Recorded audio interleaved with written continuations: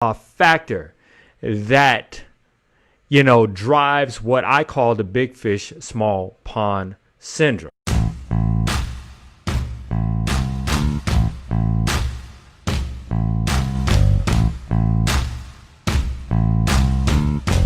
Big fish and small pond syndrome. So what is it? Why am I even bringing this topic up today? Why do I feel compelled to share? Well, excuse me. Well, let me tell you why. Let me give you some context on why I'm sharing big fish and small pond syndrome today. Well, okay, so let me change my angle here so I can, kind of get directly in your face here and talk to you about the big fish, small pond syndrome. First and foremost, let me just say this. Keep this in as I tell you this story, okay? Fear is the number one factor that, drives what I call the big fish, small pond syndrome. Now, let me give you some context. Okay, so last week I actually had a couple of meetings, okay? And the meetings absolutely 100% went well, except for I had one guy I met with. He and his entire team, they were like super eager to do business with us, right? But then when I started, quoting prices and stuff, the guy kind of barked and he's like, I don't know, man, that's kind of for me, right? But upon further questioning, I actually found out that this guy actually spent way more to market his business locally, right? Even though we weren't necessarily there for marketing, we were there for some other reasons, primarily consulting. But this guy literally spent so much money marketing his business, and he was not getting a return. However, he did have business coming in, right?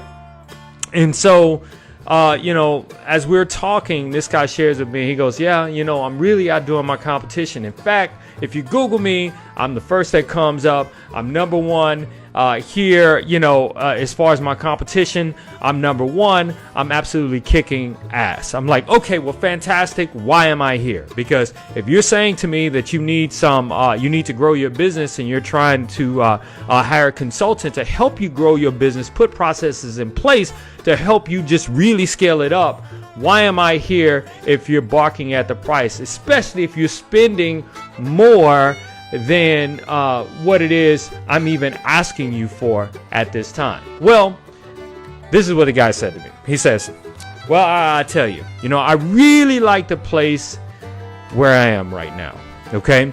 I really like the fact that no one can beat me in the market because I put enough money behind advertising to where I know 1% that I'm going to be seen first in the search results on Google, and I'm also going to be the first on Yelp because I pay for ads on Yelp. I'm also going to get a lot of business locally because I'm doing this thing called geofencing. So first of all, he mentioned Yelp, he mentioned Google AdWords, which is PPC, and he mentioned geofencing. So I knew this guy was smart. And so upon further conversation, I realized one thing, okay? And that one thing was that this guy was literally afraid of growth.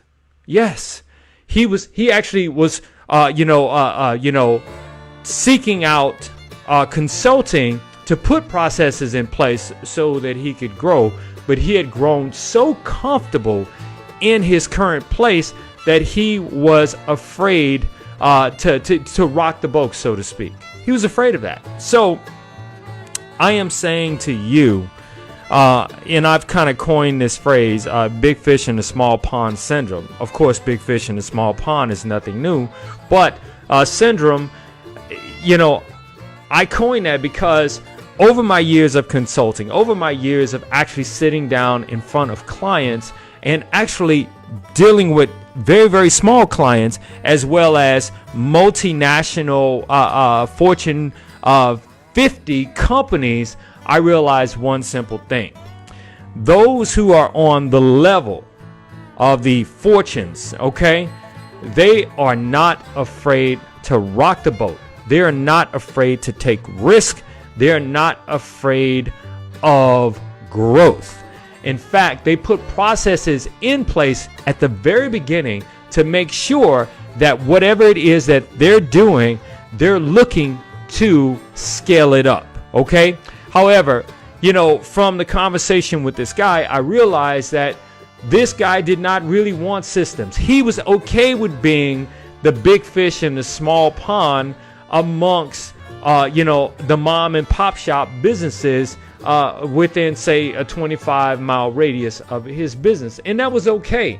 And it's okay if that's what you want. But if you truly want growth, okay, you have to take risk, okay? You have to take risk, but the kind of risk you have to take is you have to take calculated risk, okay? Taking calculated risk and determining the reward for that risk is always a trademark of those who are looking to grow their business, beyond their wildest dreams. And I can give you a couple examples of that, okay? First and foremost, many of you probably don't know this, and if you do, good for you. Jeff Bezos, okay? Early in Amazon's history, okay, they were literally losing hundreds and hundreds of millions of dollars just trying different businesses that did not work, okay?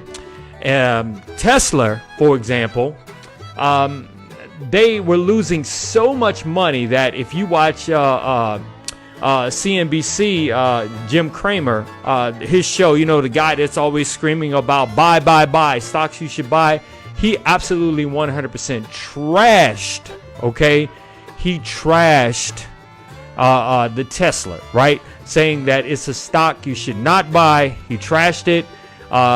And then it was some other shows that saying that Tesla wasn't a stock you should buy because with all of their failed business attempts, even though they had put processes in place to scale and they weren't afraid to take risk, they even got money from the government. In fact, there was a debate between Romney and Obama where Romney was talking about all the billions of dollars that Obama was investing in solar wind and Tesla and just all these different new technologies that he deemed a complete waste of money. So what is the point here that I'm trying to share with you? Okay, the point is, if you have fear, okay, step into it. All right. If you have an existing business and you're looking to grow your business, don't be afraid to step in an uncomfortable place, to step into that fear if you expect to grow. Because it's great being a big fish in a small pond, but at the end of the day, there's always a bigger fish coming up, chomping at the bits, chomping at your heels, trying to take your business. So since you're always going to have competition, why not compete on a very, very large scale? Okay. All right. So, hey, thank you very much for checking out this very, very tiny tidbit of information I wanted to share with you today. This is the Startup Junkie live show. Be sure to check us out on iTunes, Spotify, iHeartMedia, as well as TuneIn, and also check out our show here on this social platform and other platforms. And if you feel that what I share with you today resonates, okay, or someone can find this information useful, definitely be sure to absolutely 100% share it. And then on top of that, be sure to go to Facebook and search the Startup Junkie .io and join our private Facebook group. We're out. Take care, y'all. Peace.